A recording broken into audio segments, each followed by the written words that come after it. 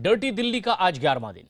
राजधानी दिल्ली में एमसीडी कर्मचारियों की हड़ताल लगातार जारी है और आज हड़ताल का 11वां दिन हो चुका है। हालांकि शुक्रवार रात को डॉक्टर्स ने अपनी हड़ताल वापस ले ली, लेकिन सफाई कर्मचारी अब भी हड़ताल पर हैं।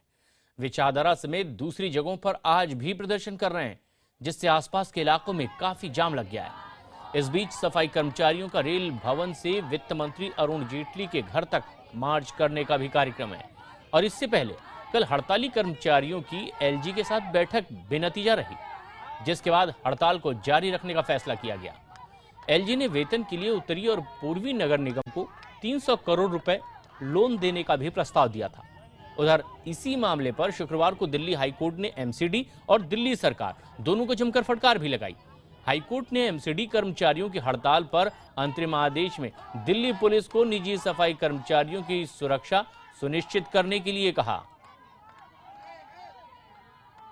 लायबिलिटी हमारे 1800 करोड़ से भी ज्यादा की है और ये लोग जो पैसा दे रहे हैं उससे केवल सैलरी हो सकती है, जो हमारे ऑल बेनिफिट्स हैं, जो हमारे लाभांश हैं, जो हमारा मेडिकल कैशलेस कार्ड है और यहाँ तक कि अभी हमारे बच्चों जो ट्यूशन फीसें हैं, हमारे एसीपीस के बिल जो हैं, अभी कोई भी चीज कंप्लीट नहीं है और पटल पे नहीं है। ये धरना प्रदर्शन तब खत्म करेंगे जब हमारी प्रत्येक मांगों को दिल्ली सरकार, केंद्र सरकार पूरी तरीके से मानेगी, तभी जो है हम इस धरना प्रदर्शन को खत्म करेंगे। इसके लिए चाहे हमारे ऊपर एस्मा लगे, लाठी चार्ज लगे या किसी भी प्रकार से जेल भरो आंदोलन हो, हम हर तरीके से तैयार हैं। विरोध प्रदर्शन लगातार जारी है और इसी तरह दिल्ली के शाहदरा में एमसीडी कर्मचारियों ने प्रदर्शन किया है, जिससे फ्लाईओवर पर लंबा जाम लग गया। यहां क्या हालात बने, जायजा लिया हमारे सहयोगी रवि सिंह ने। दिल्ली में एमसीडी कर्मचारियों की 11वें दिन भी हड़ताल जारी है। इस समय मैं खड़ा हूं शाहदरा फ्लाईओवर के ठीक नीचे और यहां पर सफाई कर्मचारी प्रदर्शन कर रहे हैं और इनका जो पिछले 11 दिन से हड़ताल है, धरना प्रदर्शन का जो सिलसिला है वो पिछले 11 दिन से चल रहा है। हालांकि एक दिन पहले ही डॉक्टर्स ने, पैरामेडिकल स्टाफ ने अपनी हड़ताल वापस ले ली थी और ये कहा था कि लोगों को काफ़ी दिक्कतें हो रही हैं और जो मरीज अस्पतालों में जा रहे हैं उनका इलाज नहीं हो पा रहा है। लेकिन सफाई कर्मचारी अब भी हड़ताल पर अड़े हुए हैं और अपनी मांगों को लेकर ये प्रदर्शन कर रहे हैं। इनका कहना है कि इनका जो बकाया वेतन है और आने वाले दिनों में वेतन को लेकर कोई दिक्कत ना हो, एरियर्स इनका दिया जाए और इसके अलावा मेडिकल की सुविधा दी जाए। तमाम ऐसी मांगे हैं, उनको लेकर सफाई कर्मचारी लगातार प्रदर्शन कर रहे हैं और इनका कहना है कि अपनी स्ट्राइक ये जारी रखेंगे। कैमरामैन ऋषि के साथ रवि सिंह, दिल्ली, IBN 7। और रवि हमारे सहयोगी इस वक्त फोनलाइन पर मौजूद हैं ज्यादा जानकारी के साथ।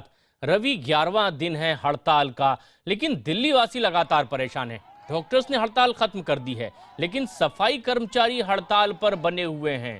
ठोस वजह क्या?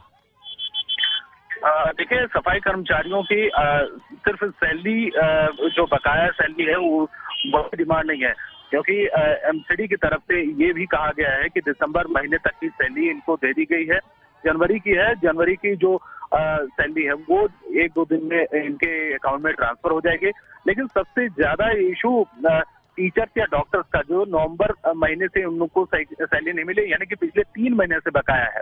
सफाई कर्मचारियों का तो 1 महीने का बैलेंस है, लेकिन इनकी और दूसरी जो डिमांड है कि एक तो परमानेंट करने की डिमांड है कि बहुत सारे ऐसे सफाई कर्मचारी हैं जो टेम्परेरी तौर पर काम करते हैं, कैशलेस स्कीम हो मेडिकल की।